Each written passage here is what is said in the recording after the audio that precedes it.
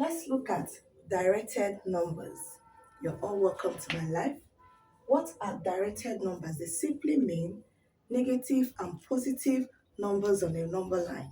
But we are not going to be making use of a number line in solving these examples on the board. Let's look at number one. We have minus 3 plus 6. Minus 3 plus 6. Let's assume you're owing someone $3. If you're owing someone $3 and you worked and made $6, firstly, you're going to repay back the $3 you're owing, right? When you repay back the $3, from that 6 you already have at hand, how many dollars will you have?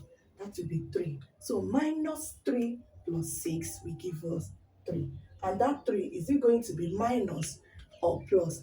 It's not going to be a minus again, right? Because you have already paid off your debt.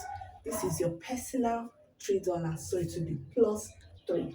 We can write it plus 3, or we'll just leave it as 3, right?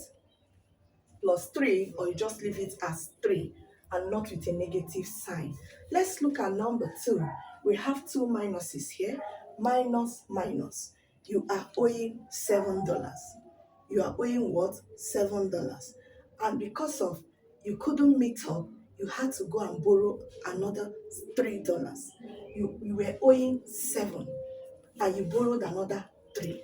So in addition, how many dollars are you now owing the two different people you're owing? You're owing 7 plus 3, which is 10. Is it going to be a minus or a plus? It's going to be a minus because you're still owing. That's a negative. You are still what? Owing. You have not paid off your debt. So it's going to be a minus 10. 3 plus 3 is 10. Let's look at number 3. Plus 5 minus 10. I have $5. I have $5. But I want to purchase something that is worth $9. How am I going to achieve it? Maybe because of too much want, you went to borrow the remaining money, which is 4.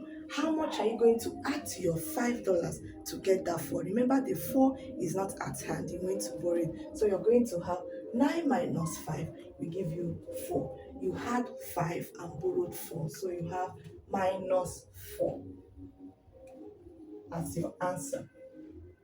Let's look at number 4. We have minus 6 plus 7. Minus 6 plus 7. I worked, I made $6, but I was already owing 7. I worked, I made $6. So when I pay off I will give the person 6, and I'm still owing the person an extra dollar. So minus 6 plus 7 is going to give us a minus 1. Right? So what do you think will be the answer? See, please, let's repeat this number 4. Number 4 says minus 6 plus 7. Minus 6 plus 7. You already have, you've worked and you made $7 and you're owing 6. You're owing 6. So when you take away the 6 you borrowed, how much will remain? To remain 1. So it's going to be a positive 1 and not a negative 1. So we're going to have $1. After they have paid you, you have just $1 remaining. That's a positive dollar, right? Number 5, what do you think will be our answer for number 5? And also bear in mind, there's another way to also look at it. When the larger number always have the sign, the larger number always carries the sign. Take for instance, in this minus 3 and plus 6, which one is more there? Is 6. So 6 has plus. So your answer will always be in the positive for the larger number. Now we have minus, minus. The two of them are minus.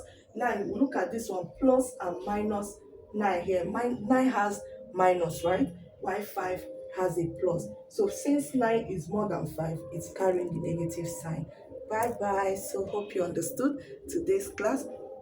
Do well to subscribe and follow us for more videos. You can also give us a thumbs up in the comments.